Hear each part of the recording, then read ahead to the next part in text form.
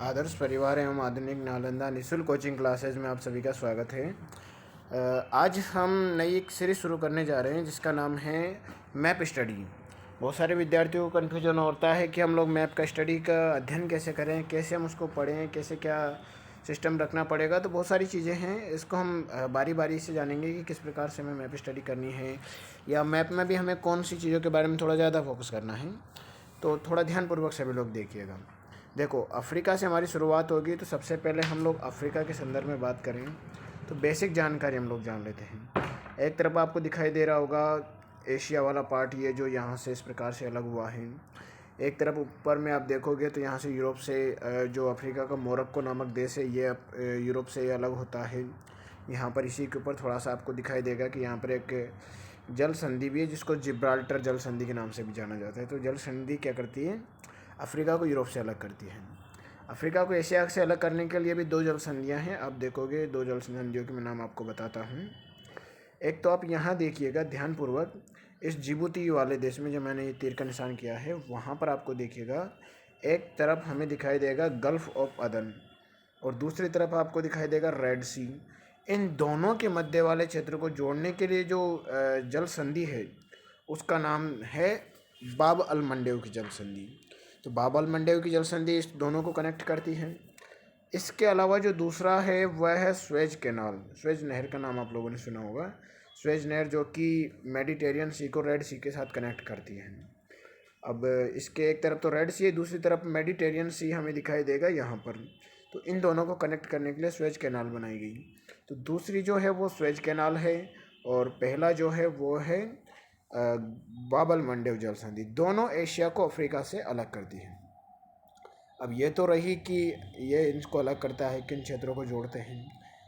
अब हमें थोड़ा सा ये भी याद रखना है यहाँ पर कि जिबूती को यमन से अलग करती है, या फिर बोलेंगे कि एशिया का जो यमन वाला क्षेत्र है, यमन वाला देश है, उसको जिबूती नामक देश जो कि अफ्रीका का उससे अलग करती है।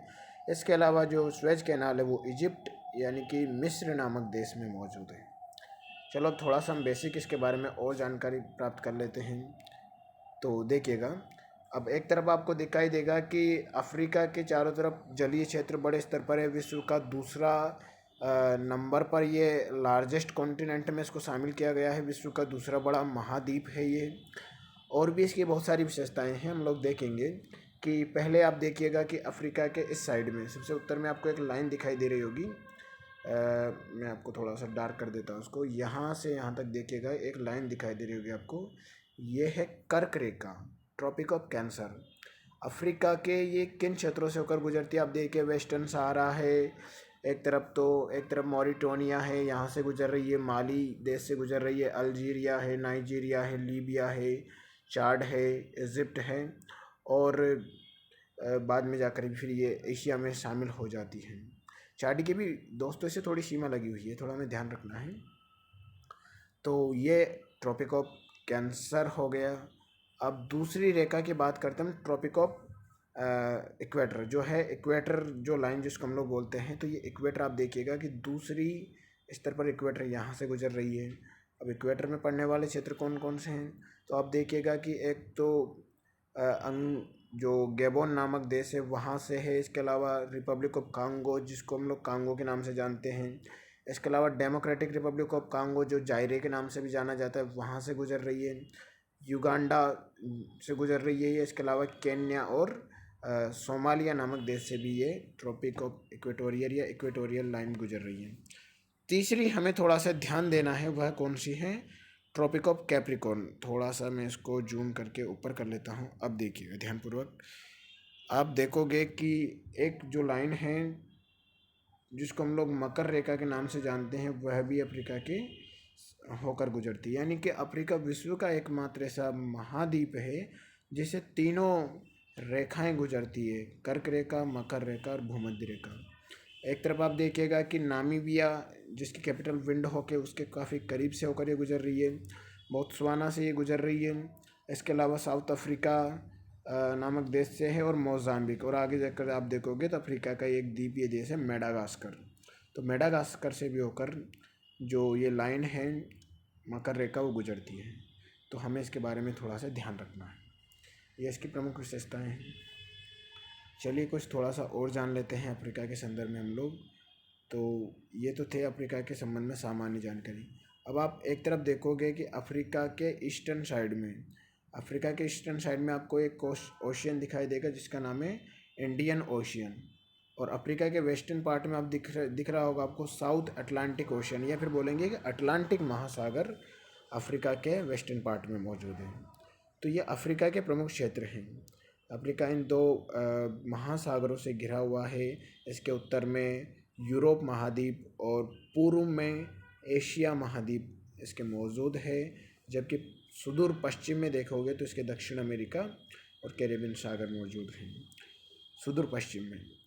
अब थोड़ा सा हम अफ्रीका के बारे में जानकारी बारी बारी से देख लेते हैं। चलिए अब थोड़ा सा हम इनके सभी जो कंट्रीज़ हैं, अफ्रीकन कंट्रीज़, इनके बारे में हम थोड़ा सा बारीकी से इनके बारे में समझ लेते हैं तो ज़्यादा हमें समझ में आ पाएगा। चलिए अब थोड़ा सा बारीकी से इनके बारे में समझ लेते हैं। थोड़ा आप लोग मेरे साथ दोहराते भी जाइएगा ताकि आपको नाम याद हो जाए।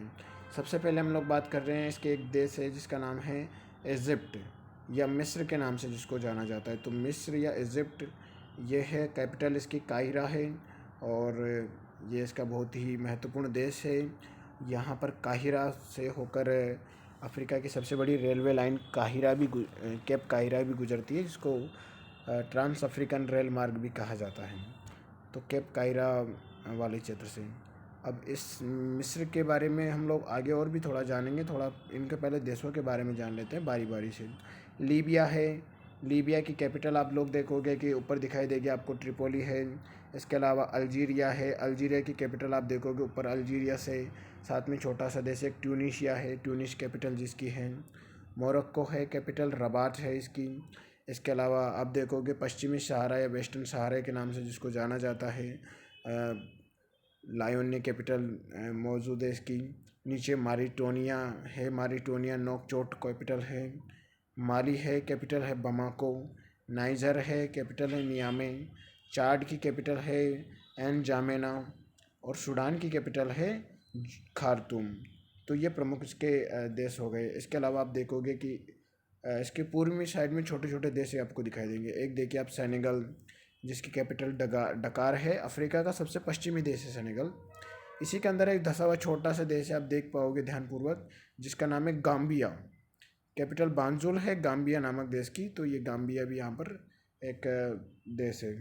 इसके अलावा आप देखोगे कि एक छोटा सा देश गाम्बिया के नीचे है गिनी बिसाऊ, बिसाऊ कैपिटल है। फिर गिनी दूसरा देश है। इसके अलावा फिर आपको नीचे दिखाई देगा, मैं थोड़ा सा इसको ऊपर कर देता हूँ। अब आपको दिखाई दे रहा होगा कि यहाँ पर एक सिएरा लियोन नामक देश है, दूसरा है लाइबेरिया। इन दोनों देशों से होकर ही आप देखोगे कि वो इबोला वायरस काफ़ी बड़े पैमाने पर यहाँ पर फैला था। कोटेडी आइवरी यामासुक्रो जिसकी कैपिटल है, उसके पूर्व में है घाना। फिर टोगो जिसकी कैपिटल है बेनिन, घाना की कैपिटल अक्रा है। इसके अलावा आप देखिएगा कि अगला देश है बेनिन जिसकी कैपिटल है पोर्टो नोवो। नाइजीरिया एक बड़ा देश है जो कि नाइजर से अलग हुआ है और अबूजा इसकी कैपिटल है। नाइजर की कैपिटल आपको दिखाई दे रही होगी नियामे है। उसी के ऊपर बीच में एक छोटा सा देश जो कि माली से घिरा हुआ है, वो है बुर्किन फासो और ओग्वांगडोंग इसके कैपिटल हैं। अब देखिएगा अगला देश है चाड देश, कैपिटल है एनजामेना। उसके बाद में हम देखेंगे सूडान खार्टून हो गया। अगला देखते हैं हम लोग हॉर्न ऑफ अफ्रीका के देश। हॉर्न ऑफ अफ्रीका के देशों में मतलब कि जो अफ्रीका का सींग बनाने वाले देश। अब देखिएगा कि इस प्रकार से एक सींग का जो स्ट्रक्चर ये देश बनाते हैं, इनको हॉर्न ऑफ अफ्रीका के देशों में शामिल किया जाता है। अब इसमें आपको 4 देशों का समूह दिखाई दे रहा होगा। सबसे ऊपर आपको दिखाई दे रहा होगा इरिट्रिया। अब देखिए कई बार आपको इरिट्रिया हो सकता है कि ऑप्शन में ना मिले, तो आप इरिट्रिया को हटा भी सकते हो, लेकिन थोड़ा सा याद रख सकते हो अगर कई बार ये इरिट्रिया को भी शामिल कर लिया जाता है हॉर्न ऑफ अफ्रीका में। तो इरिट्रिया का पूर्वी भाग है। इसके अलावा नीचे एक देश दिखाई देगा आपको जिबूती, एक बड़ा सा देश है सोमालिया। इसके अलावा एक पीछे वाला देश है इथोपिया। इन 4 देशों के समूह को हम बोलते हैं हॉर्न ऑफ अफ्रीका के देश, हॉर्न ऑफ अफ्रीकन कंट्रीज़। तो इथोपिया, सोमालिया, जिबूती सबसे महत्वपूर्ण है। इसके अलावा इरिट्रिया को भी कभी कभी इसमें शामिल कर दिया जाता है। तो आप लोग याद रखें इरिट्रिया को आप बाद में प्राथमिकता दे सकते हो। चलिए अब थोड़ा सा इनके कैपिटल के बारे में हम बात कर लेते हैं। इरिट्रिया की तो कैपिटल देखो अस्मारा है। जिबूती की जिबूती एक खुद उसकी सिटी बहुत फेमस है वो है। सोमालिया की कैपिटल आपको नीचे दिखाई देगी मोगादिशु। मोगादिशु सोमालिया की कैपिटल है, नीचे भाग में आपको दिखाई दे रही है, इस साइड में तटी किनारे। इसके अलावा इथोपिया की कैपिटल आदिस अबाबा बहुत फेमस है, वर्ल्ड फेमस है, क्योंकि यहाँ पर अफ्रीका से संबंधित विभिन्न प्रकार के क्षेत्रों को हम लोग पढ़ते हैं, मुख्यालय उनके हमें देखने को मिलते हैं। इसके अलावा आप देखिएगा कि केन्या है। केन्या की कैपिटल नैरोबी भी बहुत ज़्यादा फेमस है। क्यों फेमस है? नैरोबी में अंतर्राष्ट्रीय पर्यावरण जो कार्यक्रम है उसका मुख्यालय में देखने को मिलेगा, तो इसीलिए भी फेमस है। थोड़ा सा मैं और इसको जूम कर लेता हूँ। ओके, अब आगे देखिएगा आप, अगला देश है सूडान के नीचे है, आपको दिखाई देगा यहाँ पर दक्षिणी सूडान। यहाँ पर दिया हुआ नहीं है तो आपको थोड़ा सा याद रखना है, यहाँ पर इस भाग से अलग नहीं किया है। यहाँ पर दक्षिणी सूडान नाम का आपको एक देश दिखाई देगा। इस प्रकार से थोड़ा सा मैं बाउंड्री बना देता हूँ। इस प्रकार से ये जुबा कैपिटल दिखाई दे रही है, दक्षिणी सूडान की कैपिटल है जुबा। अब अगली बात करते हैं हम लोग सेंट्रल अफ्रीकन रिपब्लिकन जो है एक देश है इसका। इसके अलावा कैपिटल है इसकी बांगुई। अगला है कैमरून। कैमरून की कैपिटल है याओंडे। नीचे एक छोटा सा देश है गिनी के नाम पर, जिसको इक्वेटोरियल गिनी कहा जाता है, इक्वेटोरियल गिनी। तो ये भी एक इक्वेटोरियल लाइन के पास में होने के कारण इक्वेटोरियल गिनी के नाम से इसको जाना जाता है। चलिए अब थोड़ा सा आगे की बात करते हैं हम लोग। ओके, हाँ देखिए, अफ्रीका का एक बहुत बड़ा देश जो शामिल किया जाता है वो डेमोक्रेटिक रिपब्लिक ऑफ कांगो। इसके वेस्टर्न साइड में आपको दिखेगा कांगो, और इसको बोला जाता है डेमोक्रेटिक रिपब्लिक ऑफ कांगो। यानी कि इसको जायरे नदी के नाम पर इसको जायरे भी बोला जाता है, और इसको बोला जाता है जो उसके पूर्वी साइड में आपको दिखाई देगा कांगो।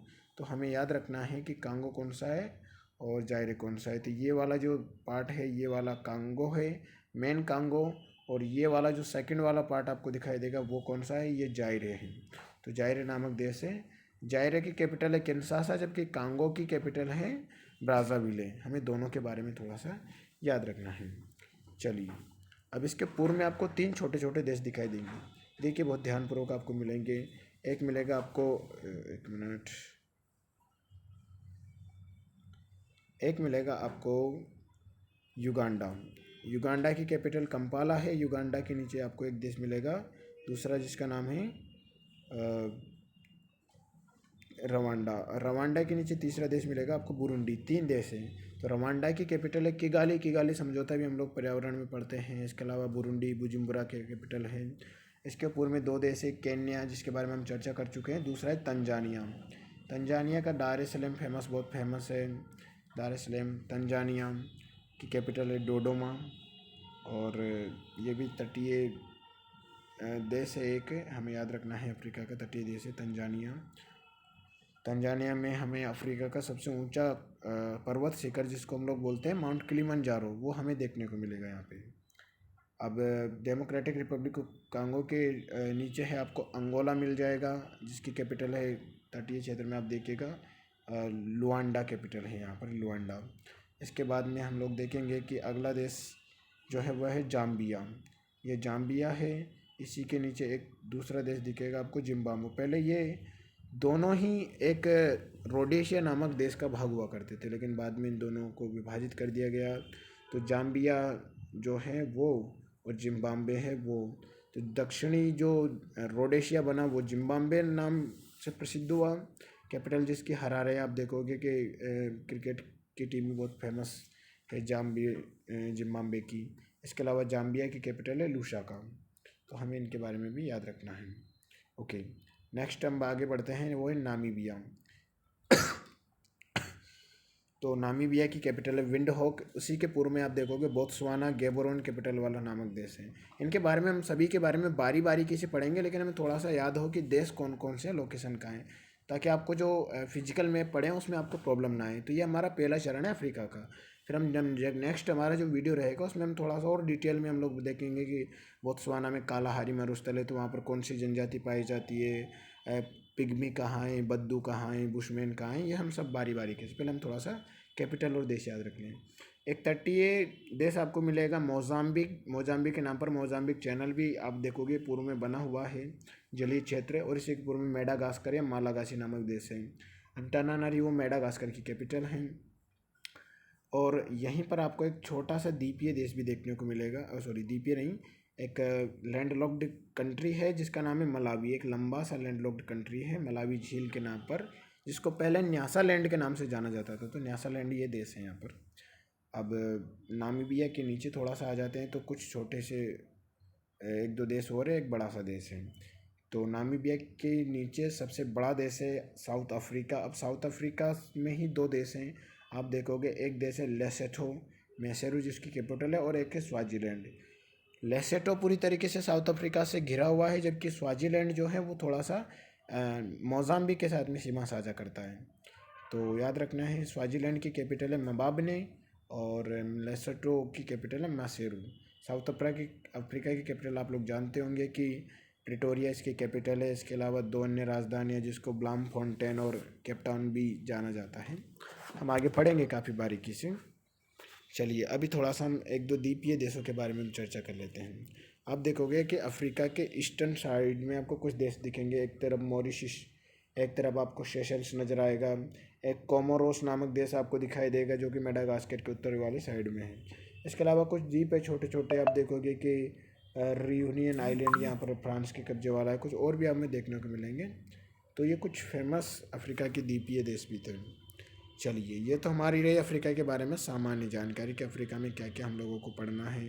तो दोस्तों आप सभी को ये कैपिटल और उनके देश याद रखने हैं। अब नेक्स्ट जो हमारी क्लास रहेगी उसमें मैं आपको पढ़ाऊँगा कि मरुस्थल कहाँ है, किस क्षेत्र में नदियाँ बहती है, किस क्षेत्र में पर्वत है। ये सारी चीज़ें हम लोग नेक्स्ट क्लास में करेंगे अफ्रीका की में।